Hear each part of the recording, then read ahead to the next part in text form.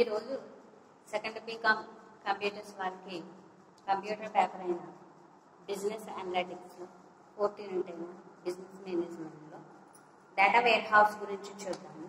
Data warehouse అంటే ఏంటంటే కనుక డేటా వేర్ హౌస్ ఆర్కిటెక్చర్ ఈ క్లాస్లో చూద్దాము. డేటా వేర్ హౌస్ అంటే ఏంటంటే కనుక డేటా వేర్ హౌస్ అనేది ఏంటంటే ఇది ఈజీ డేటా వేర్ హౌస్ అనేది సబ్జెక్ట్ ఓరియంటెడ్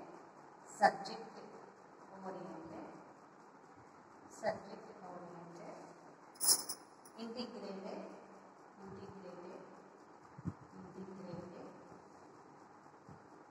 నాన్ వైలెంట్ అండ్ టైం వేరియంట్ అంటే ఈ 4 కూడా ఏంటంటే క్యారెక్టరిస్టిక్స్ అన్నమాట. వీటి గురించి నెక్స్ట్ క్లాస్లో చూద్దాము.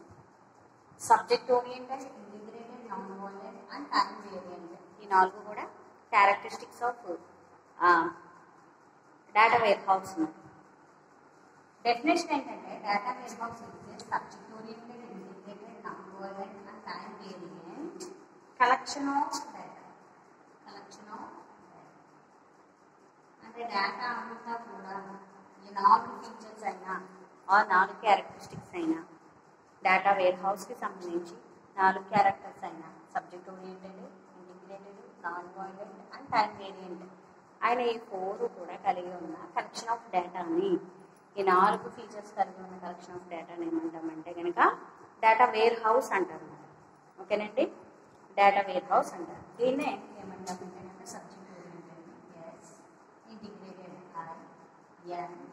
నాన్ వైలెంట్, టైం SLIT సంబంధించిన కలెక్షన్ ఆఫ్ డేటా మొత్తాన్ని ఏమంటామంటే కనుక డేటా వేర్ హౌస్ అంటారు. డేటా వేర్ హౌస్ అంటే ఏంటంటే కనుక డేటా అంతా కలెక్ట్ చేసి ఒక చోట ఉంచడాన్ని డేటా వేర్ హౌస్ అంటారు.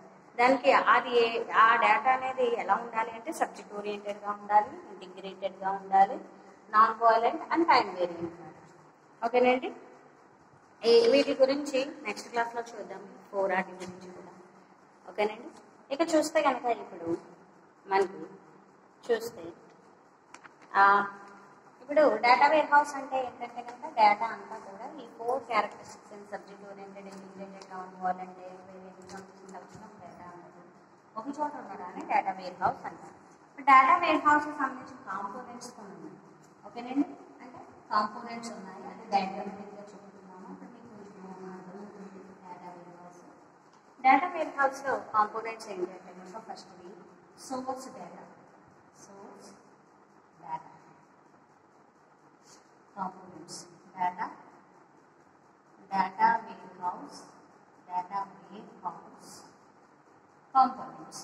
ఇవి కాంపోనెంట్స్. ఈ కాంపోనెంట్స్ని చూపిస్తూ మొత్తం ఆర్కిటెక్చర్ ఏ విధంగా ఉంటుందో చూద్దాం. అంటే డేటా వేర్ హౌస్ సంబంధించిన ఆర్కిటెక్చర్లో ఉండే కాంపోనెంట్స్ మనకి ఏంటంటే ఫస్ట్ది సోర్స్ డేటా. ఓకేనండి, సోర్స్ డేటా అదేవిధంగా management and control. Management and control. Next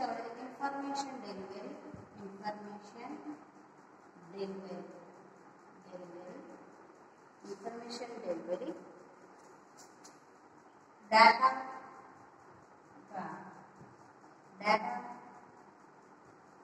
staying అంటే ఉండడం అన్నమాట. డేటా అనేది స్టేయింగ్ అండ్ అదేవిధంగా data storage.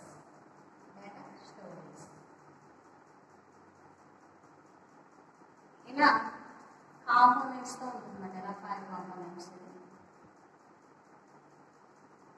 Components. Source data, management and control, information delivery, data storage, data storage.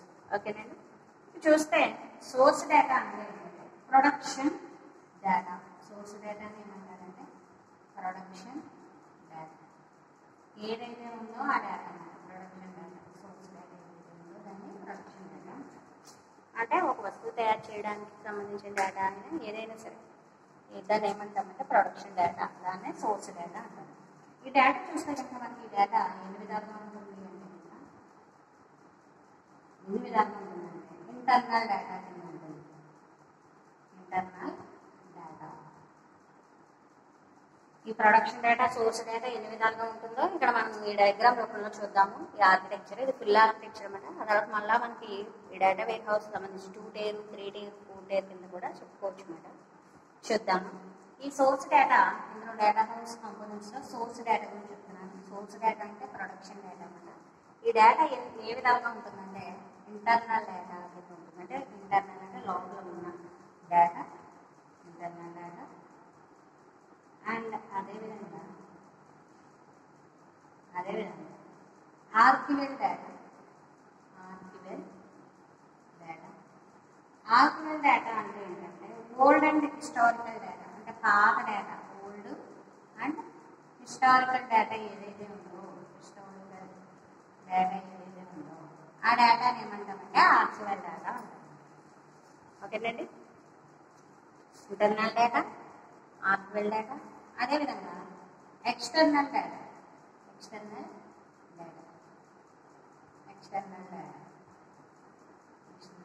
Internal data అంటే లోపల ఉండేది, ఎక్స్టర్నల్ అంటే మొత్తం బయట కనిపించింది.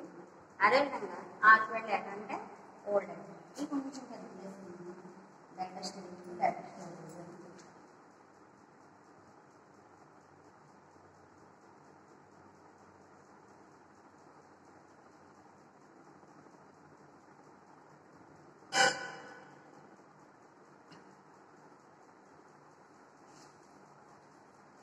ఓకేనండి. ఇప్పుడు ఈ డేటా స్ట్రీమ్లో ఈ టైప్ ఆఫ్ సోర్స్ డేటా అంటాం కదా, అంటే internal data, archival data, external data అంతా కూడా డేటా స్ట్రీమ్లో ఉంటుంది. సోర్స్ డేటా అంటే 3 విధాలుగానే ఉంటుంది. Production data, internal data, archival data అంటే old and historical data, external data అంతా కూడా డేటా స్ట్రీమ్లో ఉంటుంది. ఈ డేటా స్ట్రీమ్లో మనకి ETL అంటారు. వీటి గురించి నెక్స్ట్ క్లాస్లో వస్తుంది. ఈ అంటే extraction, transformation,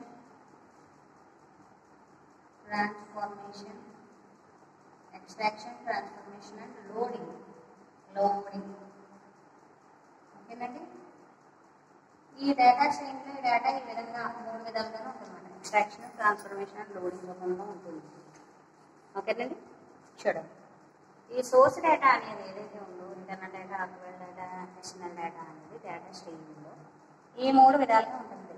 extraction, transformation and loading రూపంలో. ఇక చూస్తే కనుక ఇప్పుడు చూస్తే మేనేజ్మెంట్ అండ్ కంట్రోల్ గురించి తర్వాత చూద్దాం. ఇక్కడ మనం ఒక డేటా ఇక్కడ ఒకటి వేసుకున్నాము, మెటా డేటా.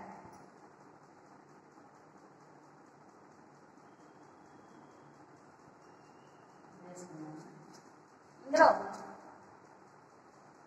ఇదొక డేటా వేర్ హౌస్ సంబంధించిన మెటా డేటా అంటే దీనికి సంబంధించిన డేటా వేర్ హౌస్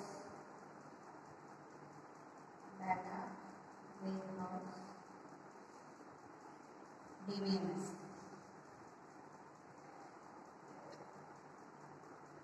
ఇది ఈ డేటా వేర్ హౌస్ DBMSకి సంబంధించిన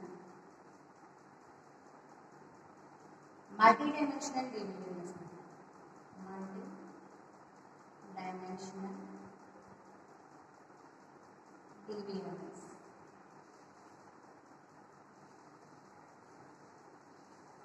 దీనికి సంబంధించిన డేటా మార్ట్స్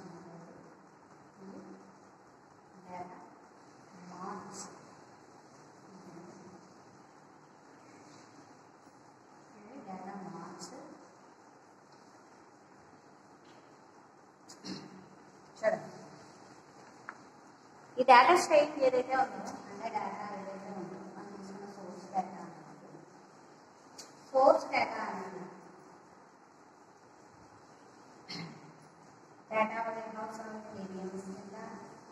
డేటా మార్ట్స్ కింద ఈ విధంగా డివైడ్ అవ్వచ్చు అన్నమాట.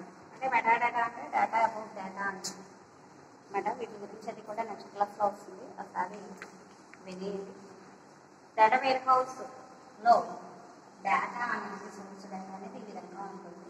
ఆ డేటా వచ్చేసి terminal data, ordinal data, external data వచ్చేసి data stream, TTL interaction transformation loading కింద ఉంటుంది. అదేవిధంగా ఈ డేటా అనేది మళ్ళా మెటాడేటా కింద, డేటా వేర్ హౌస్ డిబిఎంఎస్ కింద, డేటా మార్ట్స్ కింద ఈ విధంగా మళ్ళా స్ప్లిట్ అవుతుంది.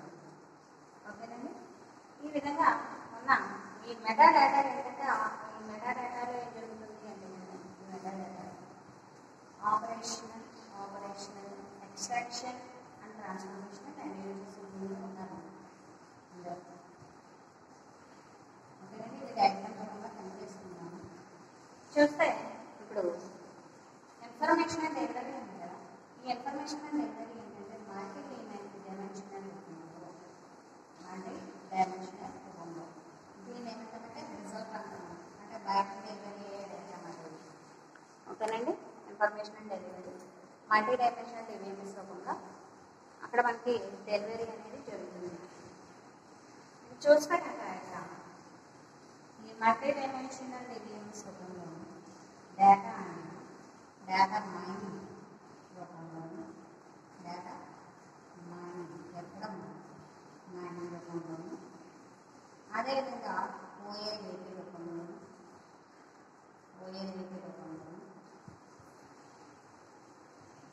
అదేవిధంగా report work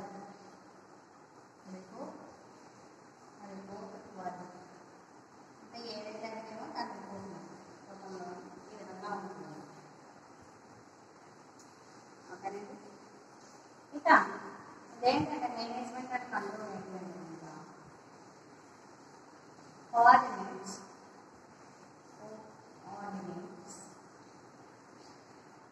service and activities with the data warehouse.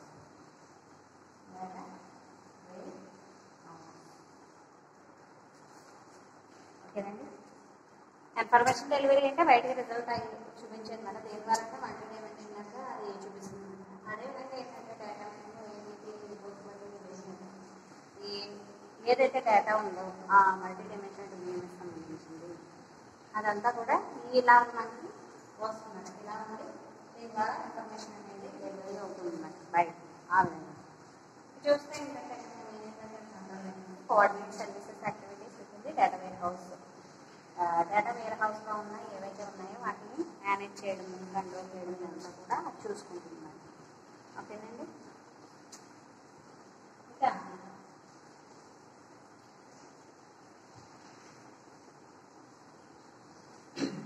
Meta data అంటాం కదా, data about data.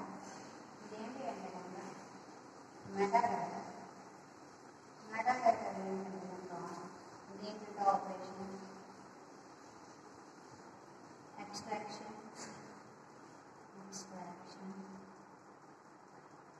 And transformation and analytics మీకు అనుకుంటున్నాను.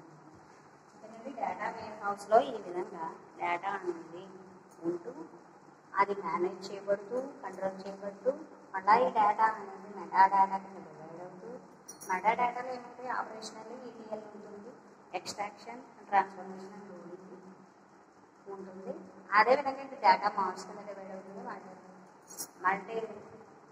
మల్టీ డైమెన్షనల్ డిబిఎంఎస్ కింద ఉంటూ అది ఓఎల్ఈబీ ద్వారా డేటా మైనింగ్ ద్వారా రిపోర్ట్ వర్క్ ద్వారా ఇన్ఫర్మేషన్ బయటకి డెలివరీ అవుతుంది అన్నమాట. ఈ విధంగా ఉంటుంది.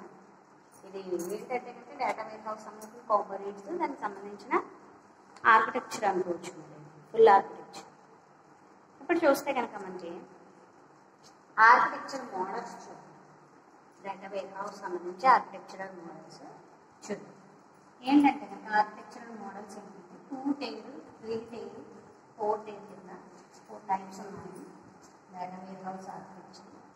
డేటా వేర్ హౌస్ అంటే ఏంటంటే డేటా అంతా కలెక్షన్ ఆఫ్ డేటా అంతా ఉంది. అది కూడా ఏ టైప్ ఆఫ్ డేటా అంటే subject oriented, non violent and time variant సంబంధించిన డేటా అంతా ఒక చోట స్టోర్ అయి ఉండడాన్ని డేటా వేర్ హౌస్ అంటారు. ఓకే, ఈ ఆర్కిటెక్చరల్ మోడల్స్ చూద్దాం. డేటా వేర్ హౌస్ సంబంధించి architectural models.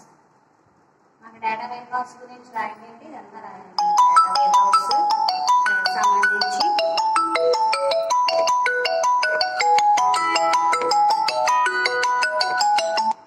Data wear house సంబంధించి మొత్తం డేటా వేర్ హౌస్ దానికి సంబంధించిన డయాగ్రామ్ కాంపోనెంట్స్ ఆర్కిటెక్చర్ ఇదంతా రాయాలి.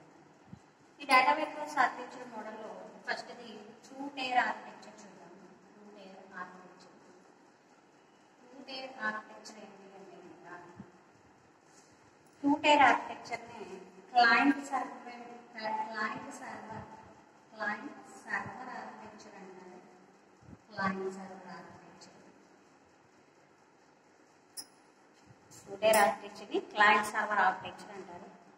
ఓకేనండి, ఇదేంటి అంటే కనుక ఈ 2-tier architecture it separates physical available resources.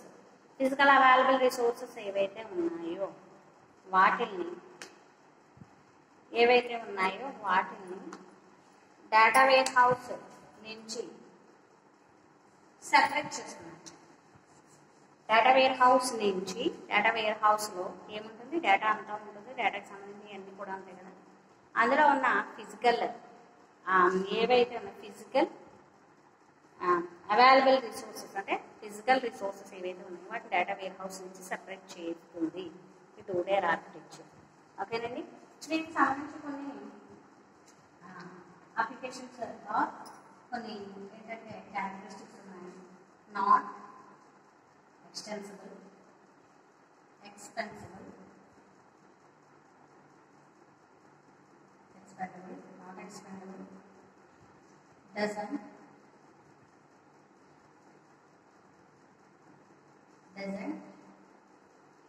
support large number of end users. ఎక్కువ end users ని సపోర్ట్ చేయదండి. ఇవి రెండు కూడా not expendable number of end users ని ఈ రెండాటిని కూడా డిసడ్వాంటేజెస్ అని చెప్పుకుంటున్నాం. Disadvantages of 2-tier architecture. Disadvantages ఓకేనండి. ఇక ఈజీ టు మెయింటైన్ చేయడం చాలా ఈజీ అన్న. అండ్ ఫాస్ట్ కమ్యూనికేషన్, ఈ రెండు అడ్వాంటేజ్ అన్నమాట. ఫాస్ట్ కమ్యూనికేషన్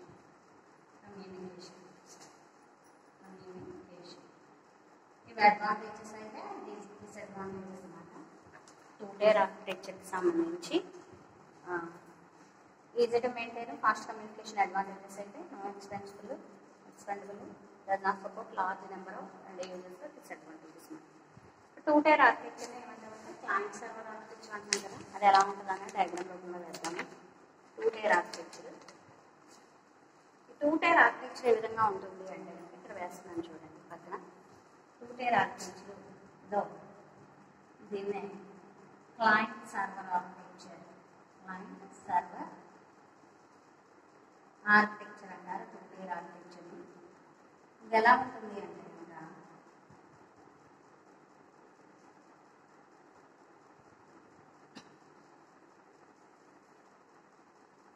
ఇది డేటా సోర్స్ మాట. Data source okay. Data source తర్వాత ఇవి వచ్చేసి క్లయింట్స్ మాట.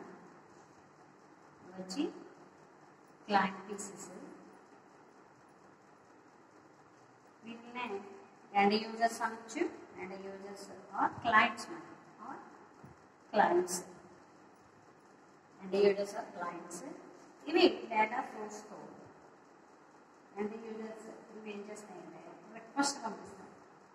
రిక్వెస్ట్ అంటే డేటా సోర్స్లో ఉన్న డేటాను వెతకడానికి రిక్వెస్ట్ అడుగుతాయి. రిక్వెస్ట్ పంపించిన తర్వాత ఇది ఏం చేస్తుందంటే data source client or end user response అనేది ఇస్తుంది. అంటే రెస్పాన్స్ అయ్యి దానికి సంబంధించిన రిజల్ట్ ఇవ్వడం జరుగుతుంది. ఈ విధంగా అంటే దీన్ని ఏమంటారంటే క్లయింట్ సర్వర్ ఆర్కిటెక్చర్ అంటాం. ఈ ఆర్కిటెక్చర్లో 2 టైర్ ఆర్కిటెక్చర్ ఏంటంటే 2 టైర్ ఆర్కిటెక్చర్లో రెండే ఉంటాయి, డేటా సోర్స్, క్లయింట్స్. ఈ రెండాటి మధ్యన కమ్యూనికేషన్ అనేది ఉంటుంది. ఈ రెండాటి మధ్యన కమ్యూనికేషన్ ఉండడానికి ఈ అప్లికేషన్స్ ఏంటంటే నాట్ ఎక్స్టెన్సిబుల్, దీన్ని పెంచలేము, ఇంకా అవసరమైతే ఉపయోగించి దీని యొక్క ఏదైతే ఉందో దాన్ని ఎక్స్పాండ్ చేయాలన్నమాట. ఓకేనండి. అదేవిధంగా does not support large number of end users ఎక్కువ మంది ఉన్నా కూడా అది సపోర్ట్ చేయాలంట. కాబట్టి అది డిసడ్వాంటేజెస్ అని చెప్తున్నాం. మీరు మెయింటైన్ చేయడం చాలా ఈజీ, ఫాస్ట్ కమ్యూనికేషన్ అవుతుంది, రెండు కూడా అడ్వాంటేజెస్ మాట. ఓకేనండి. ఇది 2 టైర్ ఆర్కిటెక్చర్. 2 టైర్ ఆర్కిటెక్చర్లో ఏముంటుందంటే దీన్ని క్లయింట్ సర్వర్ ఆర్కిటెక్చర్ అంటారు. ఇందులో డేటా సోర్స్ ఉంటుంది, క్లయింట్స్. ఈ రెండాటి మధ్యన జరిగే ఈ కమ్యూనికేషన్ ఏదైతే ఉందో ఆ కమ్యూనికేషన్ ఏంటంటే ఫస్ట్ అది రిక్వెస్ట్ పెడుతుంది, అది రెస్పాన్స్ అవుతుంది. ఓకేనండి. క్లయింట్ వచ్చేసి డేటా సోర్స్ రిక్వెస్ట్ పంపుతుంది, డేటా సోర్స్ క్లయింట్కి రెస్పాన్స్ అనేది ఇస్తుంది. ఈ విధంగా ఉంటే కమ్యూనికేషన్ దీన్ని ఏమంటారంటే 2 టైర్ ఆర్కిటెక్చర్ అండి.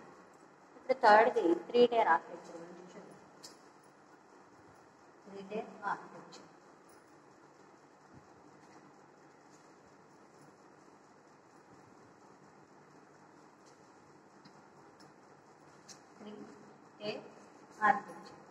త్రీ టైర్ ఆర్కిటెక్చర్లో మనకి 3 టైప్స్ ఉంటాయన్నమాట. దాన్ని ఏమంటామంటే ఫస్ట్ బాటమ్ టైర్,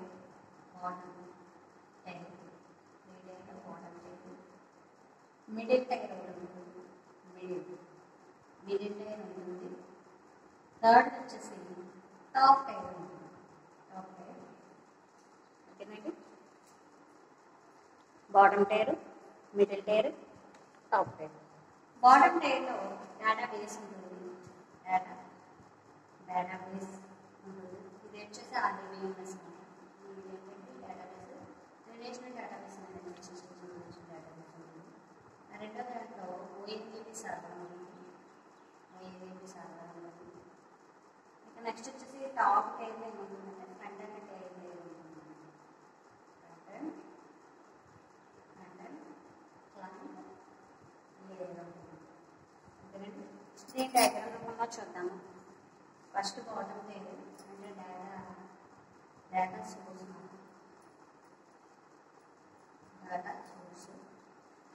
ఇది డేటా సోర్స్. ఇక మిడిల్ టైర్, ఇది మిడిల్ టైర్ వచ్చేసి OLAP,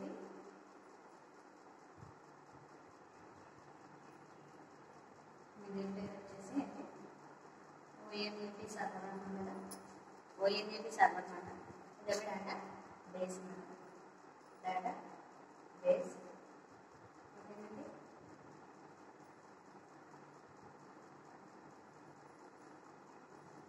ఇదేమో బాటమ్, ఇది బాటమ్, ఇది వచ్చి మిడిల్.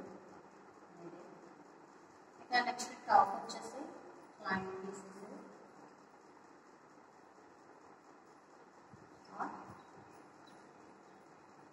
అండ్ యూజర్స్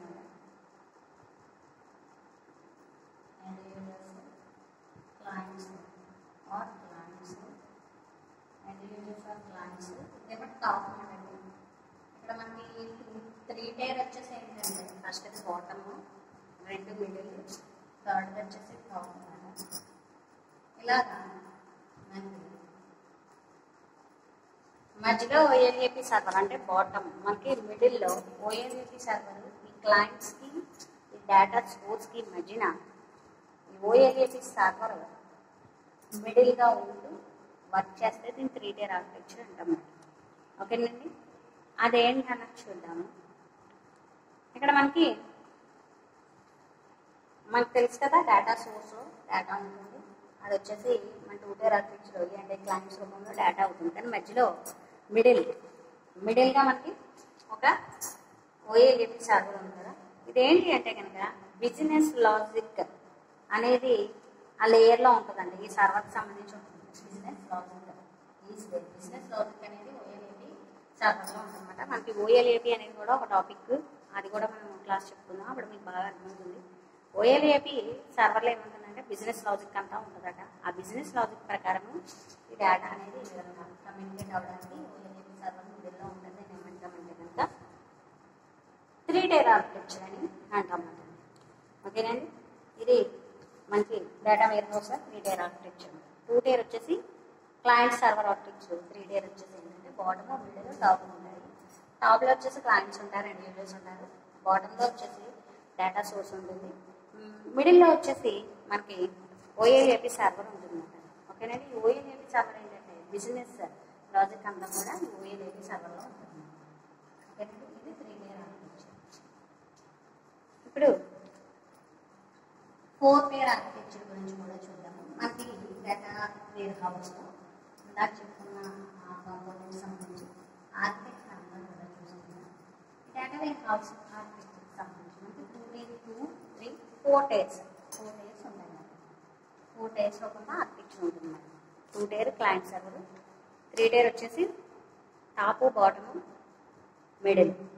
ఇప్పుడు 4 టైర్ ఆర్కిటెక్చర్లో ఏముంటుందంటే ఫస్ట్ డేటాబేస్ ఉంటుంది, డేటాబేస్ అప్లికేషన్ ఉంటుంది, రెండోది అప్లికేషన్.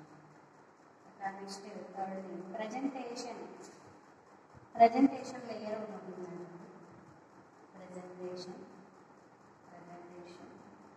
లేయర్ ఉంటుంది. ఇదేంటంటే న్యూ లేయర్ అంట. న్యూ లేయర్ ఫైనల్గా వచ్చేసి క్లయింట్ ఉంటుంది. ఓకేనండి, డేటాబేస్ క్లయింట్ ఓకే. 3 టైర్కి వచ్చేసి మనకి మధ్యలో ఓఎల్ఏపి సర్వర్ వచ్చింది. 4థ్లో చూస్తే కనుక ఏంటంటే అప్లికేషన్, ప్రజెంటేషన్ లేయర్ అంటారు. ఓకేనండి, వీటి గురించి చూద్దాం. ఇక్కడ డయాగ్రామ్ రూపంలో ఇక్కడ మనకి క్లయింట్స్ వేసేసుకున్నాం. ఫస్ట్ క్లయింట్స్ అండ్ యూజర్స్ వేసుకున్నాము. ఈ లేయర్లో అండ్ యూజర్స్,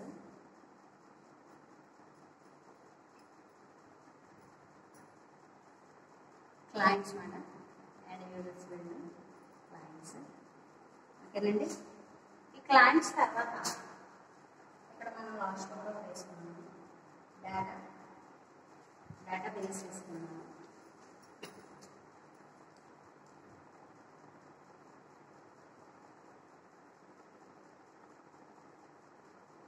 డేటాబేస్, ఈ డేటాబేస్కి సంబంధించిన డేటాబేస్ ఆబ్జెక్ట్. ఈ డేటాబేస్ ఆబ్జెక్ట్ నుంచి డేటాబేస్ అనేది వస్తుందన్నమాట. ఓకేనండి, ఇదంతా కూడా ఒక డేటాబేస్ యాక్సెస్ అంటారు. డేటాబేస్ ఏదైతే ఉందో డేటాబేస్ సంబంధించిన డేటా సోర్స్ ఉంటుంది. డేటా సోర్స్లో డేటాబేస్ అనేది దాని ఆబ్జెక్ట్ రూపంలో ఉంటుంది. డేటాబేస్ యాక్సెస్ అయ్యేది. ఓకేనండి, నెక్స్ట్ వచ్చేసి ఏంటంటే ఇండస్ట్రీ అప్లికేషన్ అంటాం కదా, దాన్ని ఓఎల్ఏపి అనుకోండి. ఇదేంటంటే బిజినెస్ ఆబ్జెక్ట్ నుంచి వస్తుంది. బిజినెస్ ఆబ్జెక్ట్ నుంచి ఇది బిజినెస్ మోడల్ అన్నమాట. బిజినెస్ సంబంధించి మోడల్ అంటే ఓఎల్ఏపి అనుకోండి, బిజినెస్ సంబంధించి. ఓకేనండి, ఇది ఒక లేయర్ అనేది అప్లికేషన్ లేయర్ అంటున్నాను. బిజినెస్ లాజిక్ అనేది ఇక్కడ ఉంటుంది. ఇది ఓఎల్ఏపి లేయర్ మాట, ఓఎల్ఏపి సర్వర్ మాట. బిజినెస్కి సంబంధించి ఓఎల్ఏపి సర్వరు, డేటాబేస్ సర్వరు, ఇది క్లయింట్స్. ఎక్కడ వరకు ఏంటంటే ఎక్కడ వరకు ఇది ఏంటి అంటే కనుక ఇదంతా కూడా 3 టైర్ ఆర్కిటెక్చర్. ఇది కాకుండా ఆయన ఇంకోటి ఉంటుంది.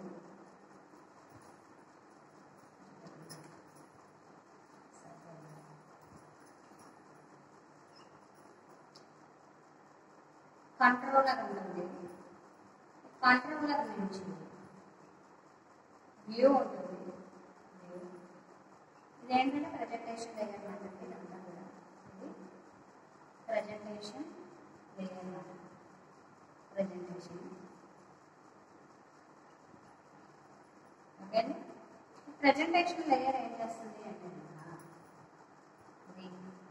ప్రజెంటేషన్ లేయర్ ఏం చేస్తుంది అంటే డేటాబేస్ ఆబ్జెక్ట్ అండ్ నెక్స్ట్ వచ్చేసి బిజినెస్ ఆబ్జెక్ట్స్ ఉన్నాయి.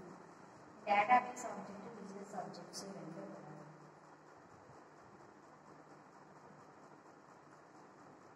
దాంతో ఎంత కూడా కంప్లీట్. ఆ తర్వాత వచ్చేసి ఏంటంటే కనుక ఇది రిక్వెస్ట్ అనేది రిక్వెస్ట్ రిక్వెస్ట్ వ్యూ పెడుతుంది. అదేవిధంగా దీని నుంచి రిక్వెస్ట్ ఎక్కడ పెడుతుంది, రిక్వెస్ట్. ఓకేనండి. క్లయింట్ ద్వారా రిక్వెస్ట్ అనేది కంట్రోలర్ వెళ్తుంది. కంట్రోలర్ నుంచి రిక్వెస్ట్ అనేది వ్యూకి వెళ్ళి వ్యూ నుంచి రెస్పాన్స్ అనేది క్లయింట్కి రెస్పాన్స్ అనేది అవుతుంది. ఓకేనండి. క్లయింట్కి రెస్పాన్స్ అయ్యి ఇది మళ్ళీ ఈ విధంగా కంట్రోలర్ నుంచి బిజినెస్ ఆబ్జెక్ట్కి వెళ్ళి ఈ విధంగా మళ్ళీ మోడల్ నుంచి వ్యూ ఈ విధంగా మనకి సర్క్యులేషన్ అనేది జరుగుతుంది. ఈ విధంగా 4 విధాలుగా ఉంటుంది. దీన్ని ఏమంటామంటే 4-tier ఆర్కిటెక్చర్ అండి. ఈ 4-tier ఆర్కిటెక్చర్ ఏముంటుంది, డేటాబేస్ యాక్సెస్ ఉంటుంది, డేటాబేస్ ఉంటుంది. డేటాబేస్ ఆబ్జెక్ట్ నుంచి డేటాబేస్ అనేది వస్తుంది. ఇది రెండోది వచ్చి OLAP సర్వర్ ఉంటుంది. బిజినెస్ ఆబ్జెక్ట్ ద్వారా మోడల్ ఉంటుంది. ఇది ఎప్పుడు ఏంటంటే కనుక ఇది బిజినెస్ లాజిక్ అనేది కలిగి ఉంటుంది. థర్డ్ వన్ వచ్చేసి ఏంటంటే దీన్ని అప్లికేషన్ అంటున్నాము. రెండోది అప్లికేషన్. థర్డ్ వచ్చేసి ప్రజెంటేషన్ యూఐ అన్నమాట. ఇందులో ఏముంటుందంటే కంట్రోల్ ఉంటుంది, వ్యూ ఉంటుంది. ఇక నెక్స్ట్ వచ్చేసి ఫోర్త్ క్లయింట్స్ మాట అండి. దీన్ని క్లయింట్ అన్నది కూడా అంటే క్లయింట్స్ అనేది క్లయింట్స్. ఇక్కడ ఏంటంటే 4-tier ఆర్కిటెక్చర్లో ఏ విధంగా జరుగుతుందంటే కనుక డేటాబేస్ నుంచి బిజినెస్ ఆబ్జెక్ట్స్కి ఎప్పుడు కూడా ప్రాసెస్ జరుగుతూ ఉంటుందన్నమాట. వెళ్తుంది వస్తుంది. ఇక ఏంటంటే కనుక ఇక్కడ క్లయింట్ అనేది రిక్వెస్ట్ కంట్రోలర్కి పెట్టినప్పుడు కంట్రోలర్ అనేవాడు రిక్వెస్ట్ యూకే పంపిస్తాడు, బిజినెస్ ఆబ్జెక్ట్ పంపిస్తాడు.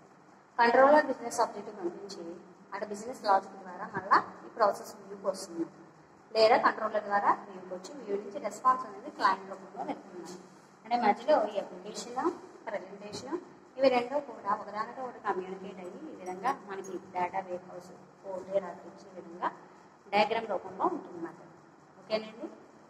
ఇది ఏంటి అంటే కనుక మనకి డేటా వేర్ హౌస్ సంబంధించిన ఆర్కిటెక్చర్స్ని ఒకసారి మళ్ళీ చూద్దాము. డేటా వేర్ హౌస్ అంటే ఏంటంటే కనుక ఏంటంటే subjective oriented, integrated, non oriented and time వేరియబుల్కి సంబంధించిన కలెక్షన్ ఆఫ్ డేటా అంతా కూడా ఒక చోట ఉండడాన్ని డేటా వేర్ హౌస్ అంటారు.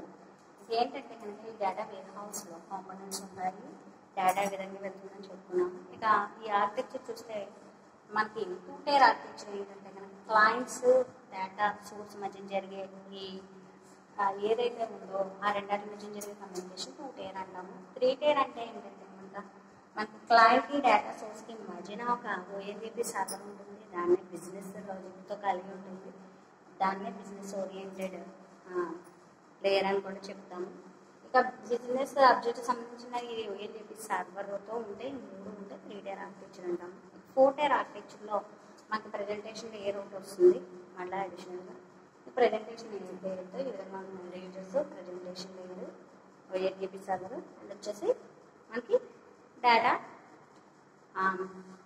డేటాబేస్ అన్నమాట. ఈ విధంగా ఉంటుంది 4-tier ఆర్కిటెక్చర్ అంటాం. ఈ డేటా వేర్ హౌస్ ఆర్కిటెక్చర్ మనకి ఈ విధాలుగా ఉంటుందన్నమాట. 2-tier, 3-tier, 4-tier. ఓకేనండి. ఇది డేటా వేర్ హౌస్ గురించి. ఇంకేదైనా ఉంటే కనుక మనకి డేటా వేర్ హౌస్ సంబంధించి ఒక క్లాస్ చెప్తున్నాను. ఓకేనండి. ఓకే స్టూడెంట్స్, ఇక నెక్స్ట్ వేరే క్లాస్తో మళ్ళీ